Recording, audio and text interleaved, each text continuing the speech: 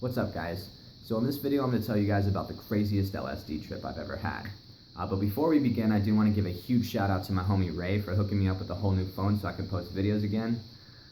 Thanks to him, you'll be seeing a lot more of me, so again, big shout out to you, Ray. But yeah, the craziest LSD trip I ever had took place about a month and a half ago. As always, I was with my partner in psychedelic crime, Mike, aka dimethyltryptamine.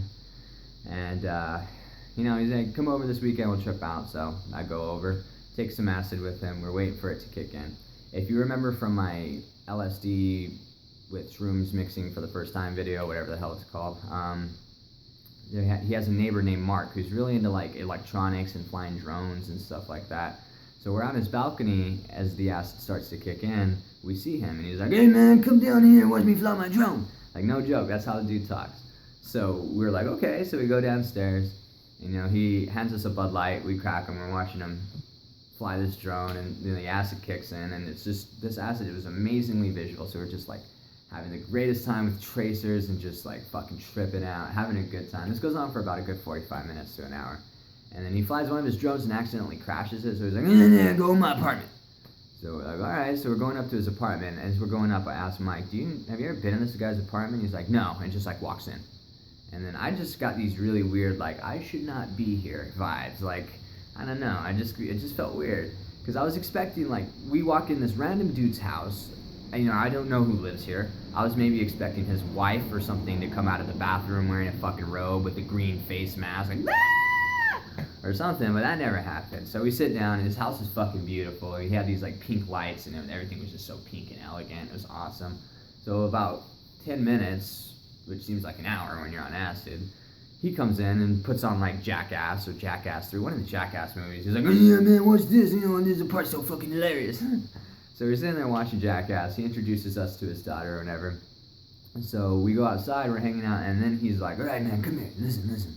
And you'll understand why I didn't really get what he was saying, because it's the way he said it. And I was tripping, so he was like, alright man, here's the plan. You guys are gonna go down and wash. You see a box with a red LED light and a 45-second fuse. That's it. That's all he told us. And I was like, okay. Now this guy's known for fireworks, so I thought it maybe had something to do with fireworks. And so we go downstairs, we sit along this wall, and I see the red LED light he was talking about, but knowing this Inspector Gadget motherfucker, I was expecting him to like push a button, ignite some type of mechanism that blows up fireworks, and that's what Mike thought too. So we were sitting there waiting for it, and yeah, we're sitting there about another about 30 minutes, and I start to get impatient. I'm like, what is taking this motherfucker so long? So I go over to the red LED light, and as I grab it, I slip and fall into the ditch, and I eat shit, and I fall down, look at this LED light, pull out my lighter, light it, and I see that it's a fuse, and I was like, oh shit. Mike, come here. And then Mike comes over, he's like, what's up? I'm like, yo, check this out, bro, come down here. He comes down, I'm like, is this a fuse? And I was like, should I light it? And he's like, dude, I think we just figured out what the fuck we were supposed to do. And I was like, woo, see ya. And we drop it. Now, this is where we fucked up, because we just went and sat back on that wall, which is about a good 50 feet away from the box of fireworks. This fucking 45-second fuse is just going, and we're just sitting there like, I can't wait for this to happen. And then it's like 2 in the morning, keep in mind. So, next thing you know, boom! Now I'm not talking little bitch-ass bottle rockets, I'm talking 4th of July quality fucking fireworks start setting off. Boom! Boom! Just cannons in the air, dude. And we have each other by like arms over each other. We're just like laughing and like having the greatest fucking moment. And it was beautiful, dude. This thing went on for like 2-3 fucking minutes, dude. Just boom, boom, boom, boom. We're just fucking laughing, having a good time. It ends. And this is where it got very bad. Because once it ends, this motherfucker runs out. And he's like looking around. Like, so some random dude from the apartments runs out and looking around. And he sees us sitting along the wall. He's like, yo, what the fuck was that? And we're like, I don't know, someone's setting off fireworks or something. It came from over there, man. And he's all like, someone's setting off fireworks. Okay. Well, you're the only two out here. What makes you think I don't believe it wasn't you guys? And we're like, I don't know, man, we're just drunk. Like, we're just sitting here chilling, dude. And he has a gun. He was holding a gun. That's when I noticed his gun, and I was like, oh shit. And then so we start getting an argument. I think you guys know something about this. I think you guys, this is just, so we start arguing. I'm like, dude, we're chilling, having a good time on a Friday night. We don't have nothing to do with this shit. Someone was setting off fucking fireworks. So another motherfucker runs out with a gun. And the way he was talking to us, he was like, like pointing the fucking gun at us. The other dude runs out with a gun, and he's like, we're gonna call the fucking cops. And then this other motherfucker runs out. Now the other motherfucker was like 70 years old, hair all fucked up, and had this crazy twitch in his eye. If you ever seen Rocket Power, you know the ancient Hawaiians used to say that the stink eye he gives, like he had that kind of fucking look in his eye. So my first thought was, great, this motherfucker's about to have post-traumatic stress and see Vietnam soldiers in us and fucking chop us down. So, I'm trying to like talk my way out of it. I'm a salesman, that's what I do. I'm trying to sell, it wasn't us. So then like I start getting kind of mad. It's like, do you think you're fucking tough pointing fucking guns at two innocent people? And Mike's like, Joey, shut the fuck up, don't piss them off. So anyways, we're going, and I'm like, basically, you guys need to get the fuck out of here.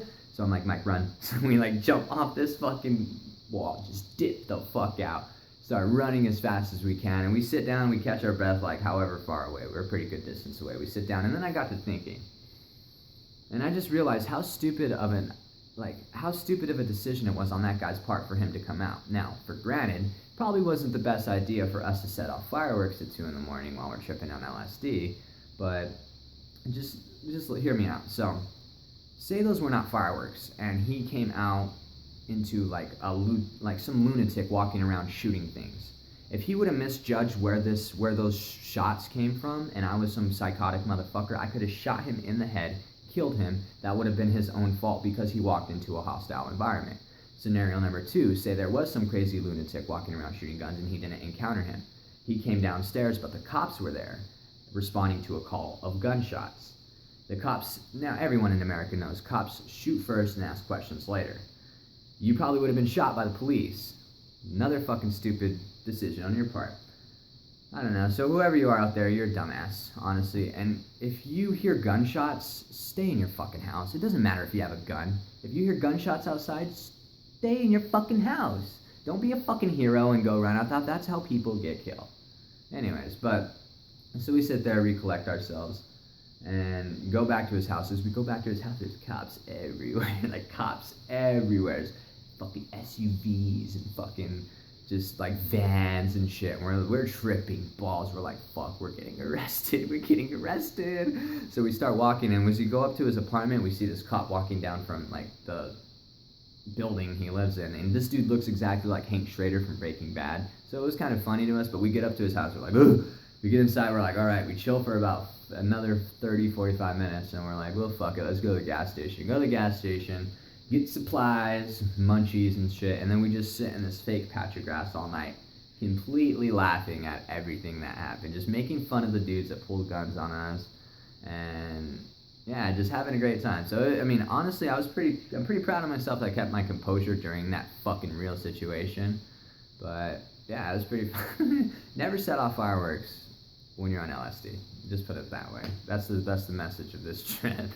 But yeah, it was still a great time. I had a lot of fun. So yeah, that was the craziest LSD trip I've ever had. Guns aren't cool. But yeah, so I'll be on the radio this Thursday again if you're in Phoenix. 99.1 FM, Driving with Gas is the radio show.